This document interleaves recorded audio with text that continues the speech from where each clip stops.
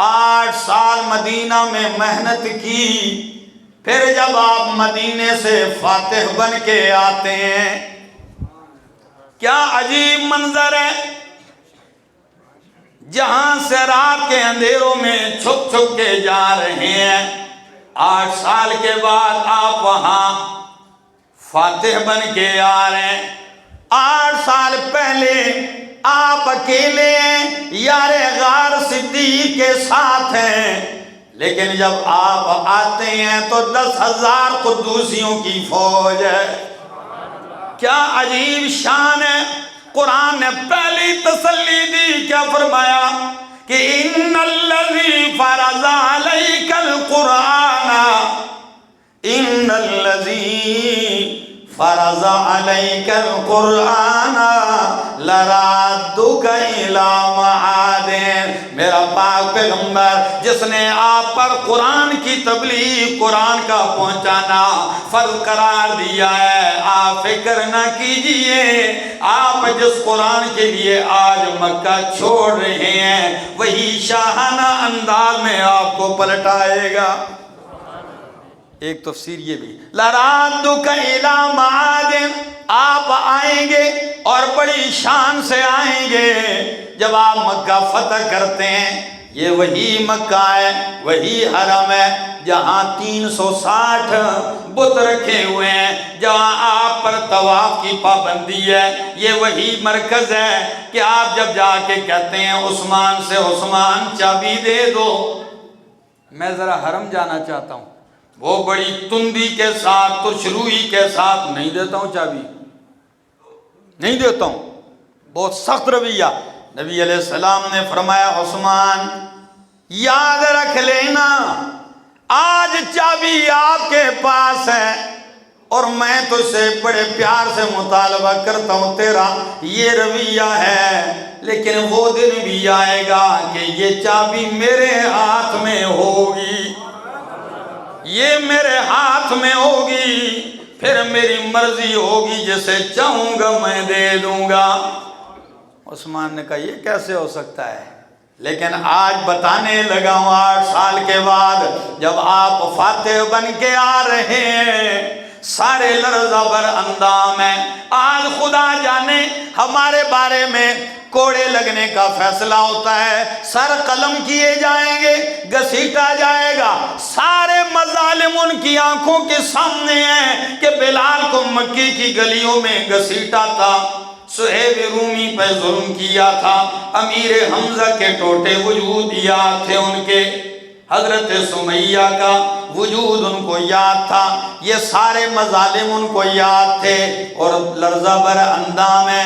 نبی کریم داخل ہوتے ہیں حرم میں، بتوں کو توڑتے ہوئے قرآن کی یہ آیت پڑھتے ہیں، قُلْ جَاءَ الْحَقُّ وَزَهَقَ الْبَاطِلُ إِنَّ الْبَاطِلَ كَانَ زَهُوقًا۔ حق آ گیا، باطل چلا گیا، مٹ گیا، باطل تو مٹنے ہی والا ہے، بت ٹکڑے ٹکڑے ہو کے گرتے جا رہے ہیں، مشرکین یہ منظر دیکھ رہے ہیں۔ کعبہ کا دروازہ جی کہاں ہے چابی بردار؟ وہی بندہ لڑکھڑاتے چابی لا کے پیش کر دی، نبی علیہ السلام نے چابی لے لی، آپ کعبۃ اللہ کے اندر تشریف لے جاتے ہیں، تو اندر بھی کعبہ کے اندر دیکھا تو تصویریں لگائی ہوئی ہیں، ایسے بدبخت ہیں۔ کعبہ کے اندر نبی علیہ السلام نے وہ ساری مٹائیں، باہر توڑ دیے، اندر کی تصویریں مٹا دی بتوں کی، باہر نکلتے ہیں، ذرا توجہ طلب بات ہے، نکلتے ہیں اور کعبے کے دروازے میں یوں کھڑے ہوتے ہیں، اللہ، سارا حرم بھرا ہے، دونوں چوکاٹھ پکڑے ہوئے ہیں اور کہتے ہیں او مکے والو بتلاؤ آج تمہارے بارے میں کیا فیصلہ ہونے والا ہے، دسو بولو۔ تو جب کوئی نہیں بولتا تو ایک نے کونے سے آواز میں زور سے کیا کہا، کہنے لگے انت اخ کریم و ابن اخ کریم، آپ بھی شریف معزز، آپ کے والد بھی بڑے شریف اور معزز لوگ تھے۔ تعریف کر دی۔ نبی علیہ السلام نے فرمایا نہیں اور بولو، تو ایک نے پھر کہا افعل بنا ما انت اہلہ ولا تفعل بنا ما نحن اہلہ، آپ ہمارے ساتھ وہ معاملہ کیجئے جو آپ کے شایان شان ہے، وہ فیصلہ نہ کیجئے جو ہماری شان کے لائق ہے، ہم تو مجرم ہیں، ہم سے تو غلطیاں ہوئی ہیں، آپ اپنی شان کو دیکھ کے فیصلہ کیجئے۔ اتنے میں کسی نے زور سے کہہ دیا کہ تاللہ لقد آثرک اللہ علینا، اللہ کی قسم ہے ہم نے آپ کو رسوا کرنے کی کوشش کی، لیکن ہم خود رسوا ہوئے، عزتیں آپ کے قدموں میں رہی ہیں۔ ہم نے تو آپ کو مکے میں برداشت نہیں کیا، رب نے آپ کو آسمانوں تک بلا لیا، ہم نے آپ کے پیچھے مکے میں کھڑا ہونے نہیں دیا مقتدی کو، رب نے بیت المقدس میں آپ کے پیچھے 1.25 لاکھ نبیوں کو کھڑا کر دیا۔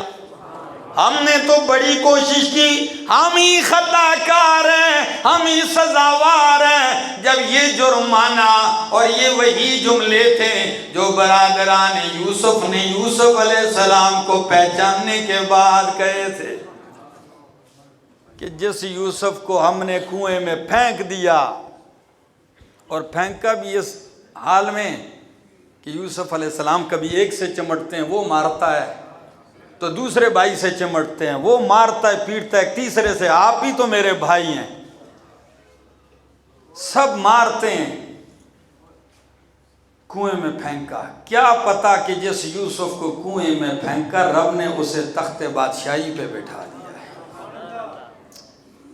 یہ تو رب کی مرضی ہے، رب جس کو نوازنے پہ آئے تو کسی کی تدبیروں سے وہ نیچے یہ نہیں ہوتا، رب کا کوئی مقابلہ کیا کرے۔ میں اکثر لوگوں سے کہتا ہوں کہ حسد کرو گے تو کچھ نہ پاؤ گے، حسد کرو گے تو کچھ نہ پاؤ گے، شکر کرو گے تو گن نہ پاؤ گے۔ ہاں شکر کرو اللہ کا، بھائی کسی سے حسد کیا کرتے ہو؟ تو نبی علیہ السلام نے بھی کیا فرمایا؟ فرمایا او لوگو تم نے برادران یوسف والے جملے کہہ دیے تو میں بھی اپنے بھائی یوسف والے جملے کہہ دیتا ہوں۔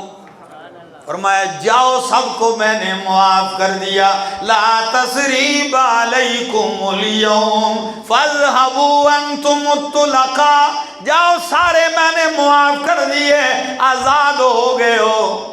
جب ادھر معافی کا اعلان ہوا، ادھر ہر طرف سے کلمے کی صدائیں بلند ہو رہی ہیں۔ قرآن نے یہ منظر یوں بیان کیا وَرَأَيْتَ النَّاسَ يَدْخُلُونَ فِي دِينِ اللَّهِ أَفْوَاجًا۔ کلمہ پڑھے، نماز ظہر کا وقت ہونے، اتنی لمبی تمہید صرف اس بات کے لیے لے آیا کہ میرے پیغمبر ربک فکبر، آپ نے رب کی بڑائی بیان کرنی ہے۔ ظہر کی نماز کا وقت ہونے والا ہے، ہر بندہ آگے آگے بڑھ کے کہتا ہے یا رسول اللہ جی اذان کا وقت ہو گیا، اذان دیں۔ تمنا ہے کہ آج افتتاحی اذان میں دے دوں، ہر آدمی آگے آگے بڑھتا ہے۔ نبی علیہ السلام نے نظر دوڑا کے فرمایا این بلال،